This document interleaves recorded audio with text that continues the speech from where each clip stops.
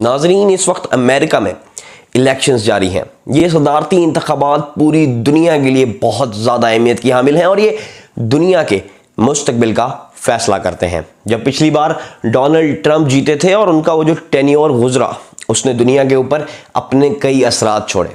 और अब की बार जो इलेक्शंस हो रहे हैं और जो दो सदारती उम्मीदवार हैं, एक डोनाल्ड ट्रंप हैं और दूसरी जानिब जो बाइडन है, इनमें से जो भी शख्स जीतेगा ये ज़रूर अपनी पॉलिसीज़, डोनाल्ड ट्रंप जो हैं वो अपनी पिछली कारकर्दगी को कैरी ऑन रखेंगे और जो बाइडन एक नया ऑफिस और एक नई स्ट्रेटजी के साथ अमेरिका को रूल करेंगे। लेकिन इनकी ये पॉलिसीज़ सिर्फ अमेरिका तक महदूद नहीं होती, ये पूरी दुनिया को असरअंदाज करती हैं। हमने पिछले टेन्योर में, डोनाल्ड ट्रंप के टेन्योर में हमने ये देखा कि किस तरह से ईरान डील असरअंदाज हुई, किस तरह से इसराइल टॉप पे आया और किस तरह से मुसलमानों को काफ़ी ज़्यादा बैकफुट के ऊपर जाना पड़ा इस डोनाल्ड ट्रंप के दौर के अंदर। लेकिन जो बाइडन इस बार सदारती इंतखाबात में एक बड़े मजबूत कैंडिडेट के तौर के ऊपर सामने आए हैं। अब तक की रिपोर्ट्स के हिसाब से कुछ स्टैट्स इस तरह से हैं कि कुल 270 इलेक्टोरल सीट्स चाहिए होती हैं इलेक्शंस विन करने के लिए। जी हाँ, इलेक्टोरल सीट्स चाहिए होती हैं अमेरिका के सदारती इंतखाबात के लिए। और इस टाइम जो बाइडन का ताल्लुक डेमोक्रेटिक पार्टी से है, जो कि ओबामा के वाइस प्रेसिडेंट भी रह चुके हैं, लीड में है। उनके कुल इलेक्टोरल वोट्स 264 तक जा चुके हैं और उनको सिर्फ 6 वोट्स दरकार है विक्ट्री को सिक्योर करने के लिए और व्हाइट हाउस के ऑफिस को संभालने के लिए। जबकि दूसरी जानिब डोनाल्ड ट्रंप जो है वो 214 के ऊपर बैठे हुए हैं। लेकिन ये मुकाबला काफ़ी ज़्यादा कांटे का है। कुछ स्टेट्स ऐसी हैं जिनका रिजल्ट अभी आना बाकी है, क्योंकि इस बार हुआ यूं, कोविड-19 की वजह से मेल बॉक्स के थ्रू वोटिंग कास्ट की गई अमेरिका के अंदर। तो उन वोट्स का, उन मेल्स की काउंटिंग अभी जारी है और एक स्टेट है कि जिसका आने वाला रिजल्ट ही अमेरिका के सदारती इंतखाबात को डिसाइड करेगा। ये स्टेट है नवाडा की। इस स्टेट के कुल 6 इलेक्टोरल वोट्स हैं और ये 6 इलेक्टोरल वोट्स में जो बाइडन जो है वो इस स्टेट के अंदर लीड में जा रहे हैं और डोनाल्ड ट्रंप काफ़ी पीछे तो खैर नहीं है। इसमें एक बिल्कुल क्लोज टाई चल रहा है इन दोनों के दरमियान। कोई 8 से 10 हज़ार वोटों की लीड पे हैं जो बाइडन। तो ये एक डिसाइडिंग स्टेट होने वाली है इन दोनों स्टेट्स के दरमियान। उसकी रीज़न ये है कि जो बाकी स्टेट हैं, पेंसिल्वेनिया है, जॉर्जिया है, नॉर्थ कैरोलिना है, इन स्टेट्स के अंदर मुकाबला काफ़ी क्लोज रहा, लेकिन डोनाल्ड ट्रंप इन स्टेट्स के अंदर जीत रहे हैं और बर्तरी में है। अगर डोनाल्ड ट्रंप ये स्टेट्स जीत भी जाते हैं, लेकिन नवाडा की वो जो स्टेट है वो डोनाल्ड ट्रंप को चाहिए। तो इस सूरत हाल में डोनाल्ड ट्रंप के जीतने के चांसेस बहुत ज़्यादा कम है, क्योंकि डोनाल्ड ट्रंप को अगर दोबारा से अमेरिका का सदर बनना है तो डोनाल्ड ट्रंप को ये 4 स्टेट्स जीतना होंगी। जबकि दूसरी जानिब जो बाइडन है, जिनको सिर्फ नवाडा की स्टेट जीतनी है। ये सारा प्रोसेस मैं ज़रा आपको क्लैरिफाई कर दूं, उसके बाद हम फॉरेन पॉलिसी के ऊपर आते हैं। बेसिकली इस वीडियो का फोकस जो है वो मुसलमानों के ऊपर क्या इम्प्लीकेशंस होने वाली हैं around the world, including Pakistan और भारत के मुसलमानों के ऊपर क्या असर होने वाला है इन इलेक्शंस का और इन इलेक्शंस की आने वाली आउटकम का, स्पेशली पाकिस्तान के ऊपर, मिडिल ईस्ट के ऊपर और फ़लस्तीन के ऊपर क्या असर होने वाला है और किस तरह से फ्यूचर चेंज होने वाला है इन तमाम रीजन्स का अमेरिका के हवाले से ये इस वीडियो के अंदर हम डिस्कस करने वाले हैं। अमेरिका की कुल 50 स्टेट्स हैं। कुल इलेक्टोरल वोट्स जो हैं वो 358 हैं। ये इलेक्टोरल वोट्स आबादी के हिसाब से हर स्टेट के अंदर डिवाइडेड हैं, यानी कि वो स्टेट्स जिनकी आबादी ज़्यादा है उनके इलेक्टोरल वोट्स भी ज़्यादा हैं। इसी तरह की एक स्टेट नवाडा है, जहाँ का डिसीजन टाई ब्रेकिंग होने वाला है और जो डिसीजन फैसला कुन साबित होगा कि आखिर कौन प्रेसिडेंशियल ऑफिस के अंदर जाएगा डोनाल्ड ट्रंप और जो बाइडन के दरमियान। 358 टोटल इलेक्टोरल वोट्स होते हैं। ये इलेक्टोरल वोट्स वही रिप्रेजेंटेटिव होते हैं जिनको वहाँ के लोग वोटिंग के थ्रू इलेक्ट करते हैं। बहुत सारे लोगों का ये मानना है कि अमेरिका के अंदर डायरेक्ट वोटिंग होती है प्रेसिडेंट की, लेकिन ऐसा बिल्कुल भी नहीं है। ये इनडायरेक्ट वोटिंग है। कॉलेज इलेक्टोरेट्स ही प्रेसिडेंट का इंतखाब करते हैं। पिछली बार जब हेनरी क्लिंटन थी, अब हेनरी क्लिंटन के साथ हुआ ये था कि वो पॉपुलर वोट के अंदर तो जीत गई, लेकिन इन इलेक्टोरल वोट्स के अंदर वो डोनाल्ड ट्रंप से हार गई थी। 2 हाउस हैं, एक हाउस ऑफ सेनेट है जिसको हम अपर हाउस कहते हैं, जिसकी कुल 100 नशिस्तें हैं, यानी कि हर स्टेट में से 2 नशिस्तें हैं, और दूसरा हाउस ऑफ रिप्रेजेंटेटिव है जिसकी कुल 345 के करीब सीट्स हैं। अगर ये मामला टाई होता है या कुछ ऐसा डिसीजन आता है जो कि फैसला कुन नहीं होता, कुछ ऐसा रिजल्ट आता है, तो ये house of representative he president का इंतखाब करता है। इस हाउस ऑफ रिप्रेजेंटेटिव में भी डोनाल्ड ट्रंप लीड में नहीं है, बल्कि जो बाइडेन यानी कि डेमोक्रेटिक पार्टी लीड में जा रही है। जबकि दूसरी जानिब सेनेट है। सेनेट बेसिकली वाइस प्रेसिडेंट का इंतखाब सेनेट करती है। अब इन इलेक्शंस की ये है मौजूदा सूरत हाल। अब इस सूरत हाल के अंदर के जिस तरह हमारे मुल्कों में होता है, इस बार अमेरिका में भी कुछ ऐसा ही होने वाला है। डोनाल्ड ट्रंप ने ऑलरेडी धांधली का इल्जाम लगा दिया है अपने मुखालफिन के ऊपर और उन्होंने सुप्रीम कोर्ट में जाने का अंदिया भी दे दिया है। खैर, ये तो रिजल्ट आने के बाद ही वाज़ेह होगा, लेकिन डोनाल्ड ट्रंप के जीत के चांसेस बहुत ज़्यादा कम है। लिहाजा इस वीडियो के अंदर जो फॉरेन पॉलिसी हम डिस्कस करने वाले हैं वो जो बाइडेन के हवाले से है, क्योंकि डोनाल्ड ट्रंप का टेन्योर पूरी दुनिया ने हमने देखा और इस पॉलिसी के साथ जब हम उसको कंपेयर करेंगे, इस फॉरेन पॉलिसी यानी कि जो डेमोक्रेटिक पार्टी लाना चाह रही है और जो पिछले टेन्योर की डोनाल्ड ट्रंप की रिपब्लिकन पार्टी ने किया, इनका जब हम कंपैरिजन आपके सामने रखेंगे तो बिल्कुल वाज़ेह हो जाएगा। डोनाल्ड ट्रंप के पिछले टेन्योर का जो सबसे की ब्रेकिंग मूवमेंट था वो थी ईरान के साथ डील को कॉल ऑफ करना। अब ये डील जो थी ये ओबामा ने 2015 के अंदर साइन की थी। इस डील को डोनाल्ड ट्रंप ने 2018 के अंदर खारिज कर दिया और अमेरिका इस डील से निकल गया और इन्होंने सख्त पाबंदियां लगा दी ईरान के ऊपर। इस न्यूक्लियर डील के अंदर कई दूसरे यूरोपियन ममालिक भी शामिल थे जो इस डील के अंदर रहे और ईरान भी पार्शली तौर के ऊपर इस डील का हिस्सा रहा, लेकिन अमेरिका ने ईरान के ऊपर सख्त सैंक्शंस लगाई।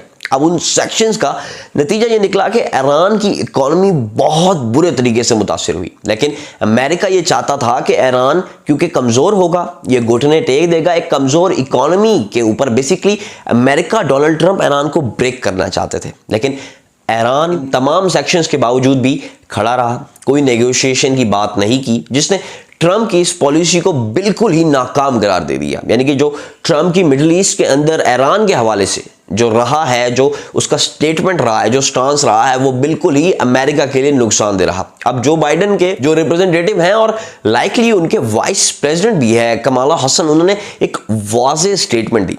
उनका ये कहना है कि अगर जो बाइडेन ऑफिस में आते हैं, क्योंकि ये जो डील थी ये डेमोक्रेटिक पार्टी के पिछले प्रेसिडेंट ने ही साइन की थी, जो बाइडेन दोबारा से ये डेमोक्रेटिक पार्टी दोबारा से पावर में आती है तो उस डील को दोबारा से रिज्यूम कर दिया जाएगा। इस हवाले से ईरान की जानिब से भी बिल्कुल वाज़ेह स्टेटमेंट्स आई हैं कि अगर अमेरिका की जानिब से इस तरह का कोई नया इनिशिएटिव लिया जाता है तो वो उसका खैर मकदम करेंगे।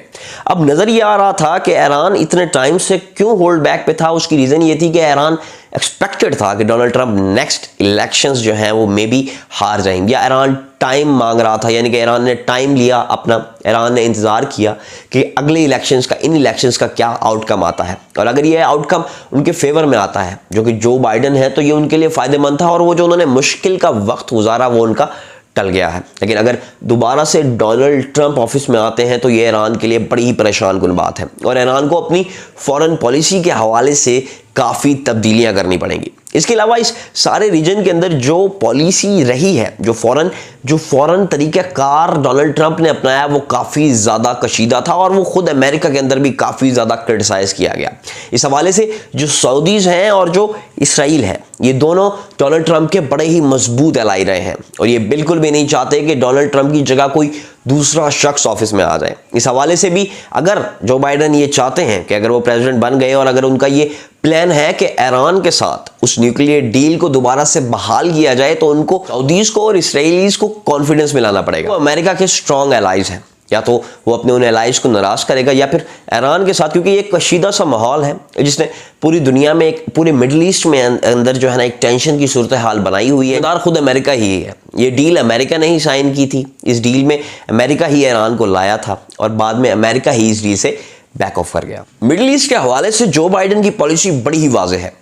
ये इनका ये मानना है कि यमन के अंदर चलने वाली वॉर को भी ख़त्म किया जाए। इस हवाले से वो जो प्रॉक्सी वॉर चल रही है बिटवीन द सऊदीज़ और ईरानीज़, उसको भी ख़त्म किया जाए। अब इस सारी सूरत हाल में जो सबसे ज़्यादा स्ट्रेस होगा या जिसको बहुत ज़्यादा नुकसान है जो बाइडेन के प्रेसिडेंशियल ऑफिस में आने से, वो सऊदीज़, क्योंकि जो बाइडेन का आना ईरान और अमेरिका के दरमियान हालात बेहतर करेगा, जबकि डोनाल्ड ट्रंप की पॉलिसी इसकी टोटल ऑपोजिट थी। डोनाल्ड ट्रंप जो थे वो सऊदीज की साइड पे थे। तो न्यूक्लियर डील के हवाले से एक बड़ा ही वाज़े मैसेज जो बाइडन और उनकी लीडरशिप ऑलरेडी दे चुकी है कि उस डील को बहाल कर दिया जाएगा अगर जो बाइडन ऑफिस के अंदर आते हैं, और यमन के हवाले से भी उस जंग को ख़त्म करने की कोशिश की जाएगी। ये इलेक्शन से पहले की जो कैंपेन्स चल रही हैं, जो उन कैंपेन्स के अंदर जो ये सदारती उम्मीदवार हैं, ये अपनी पॉलिसीज़, अपने प्रोसीजर्स, अपने मेथड्स, अपनी सोच जो है ये दुनिया के सामने रखते हैं, उस बेस के ऊपर ये न्यूज़ बनाई जाती है। तो ये उन न्यूज़ का एनालिसिस है। फ्यूचर के अंदर क्या होने वाला है ये अनसर्टेन है,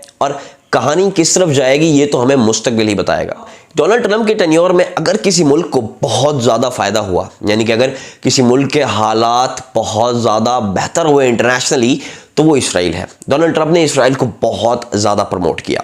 सबसे पहली बात तो ये कि इन्होंने जेरूसलम को इसराइल का कैपिटल तस्लीम किया, गोलन हाइट्स और जेरूसलम को इसराइल की टेरिटरी तस्लीम किया। इन्होंने 2 स्टेट फार्मूला जो यूनाइटेड नेशंस की करारदातें थी, जिसका अमेरिका एक बहुत पुराना इत्तेहादी था जिस नज़रिए का, उसको डोनाल्ड ट्रंप ने ख़त्म कर दिया। डोनाल्ड ट्रंप ने इसराइल की सुप्रीमेसी को तस्लीम किया, इसराइल को प्रमोट किया, इवन तक के ममालिक और इसराइल के दरमियान डील्स भी करवाई। जो हमने रिसेंटली देखा है कि जो अब्राहम अकॉर्ड्स हुए हैं, यानी कि जो यूएई और अमेरिका के दरमियान जो डील्स हुई हैं, वो भी इसका एक हिस्सा थी। ट्रंप ने बेसिकली यहूदियों को प्रमोट किया बहुत ज़्यादा और मुसलमानों के एंटी काम के हवाले से भी जो बाइडन ने बिल्कुल वाजे कहा है कि अगर हम जीत जाते हैं तो वो जो पुरानी अमेरिकन पॉलिसी थी इस हवाले से, जो 2 स्टेट फार्मूले के ऊपर, जिसके ऊपर काफ़ी अरसे से काम जारी था, यानी कि जो एक नज़रिया था, जो कि बुनियादी नज़रिया है कि इसराइल और फ़लस्तीन 2 अलग अलग मुल्क हैं, उस नज़रिए के ऊपर हम दोबारा से काम करेंगे और उस 2 स्टेट फार्मूले को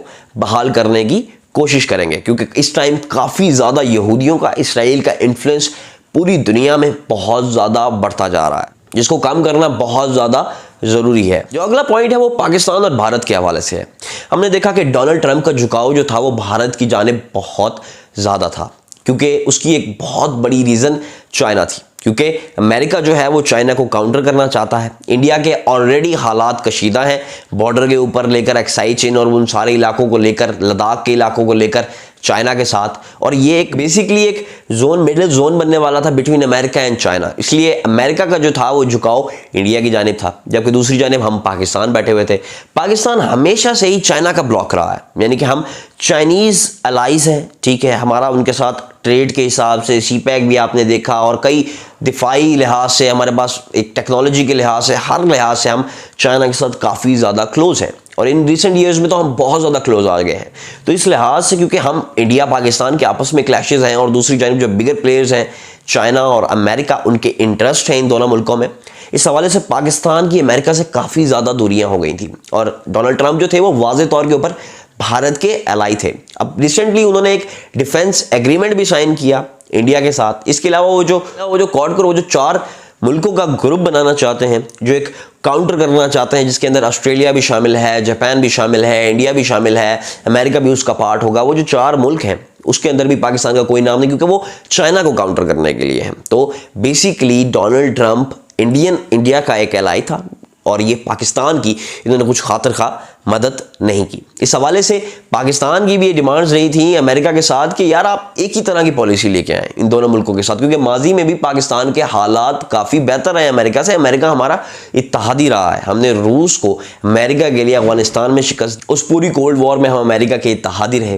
लेकिन इस मौके के ऊपर डोनाल्ड ट्रंप ने उस सारी पॉलिसीज़ को रिवर्स कर दिया, जिसकी वजह से अमेरिका की अपनी इस्टेब्लिशमेंट को ये इकदाम डोनाल्ड ट्रंप के बिल्कुल भी पसंद नहीं आए। खैर, अब इलेक्शंस जारी हैं, इन इलेक्शंस का नतीजा कुछ भी निकल सकता है, और जो बाइडन की वाज़े ये पॉलिसी है कि वो इन दोनों मुल्कों के साथ बराबरी के ताल्लुकात चाहते हैं। इस तरह से एक बेहतर फ़िज़ा कायम होगी, और एक बराबरी के ऊपर अमेरिका के साथ हमारे ताल्लुकात बहाल होने वाले हैं। लेकिन जो बाइडन की पॉलिसीज़ काफ़ी ज़्यादा डिफरेंट है, और ये वाज़े तौर के ऊपर फ़र्क नज़र आ रहा है कि किस तरह से जो बाइडन जो है ना वो डोनाल्ड ट्रंप से मुख्तलिफ है। खैर, ये तो वक्त ही बताएगा कि हालात किस तरफ लेके जाते हैं और क्या सूरत हाल बनती है, क्योंकि इस टाइम भी कांटे का मुकाबला है, और लास्ट मोमेंट पे डोनाल्ड ट्रंप जीत भी सकते हैं। तो ये थी मेरी आज की वीडियो अमेरिकन इलेक्शंस के एनालिसिस के हवाले से, और इन इलेक्शंस का पाकिस्तान और मुस्लिम दुनिया के ऊपर, स्पेशली मुस्लिम वर्ल्ड के ऊपर क्या इंपैक्ट होने वाला है, वो इस वीडियो के अंदर आज हमने डिस्कस किया। मैं उम्मीद करता हूँ ये वीडियो आपको पसंद आई होगी। अगर वीडियो आपको पसंद आई हो तो लाइक, शेयर और सब्सक्राइब जरूर कर दीजिएगा। अगली वीडियो तक के लिए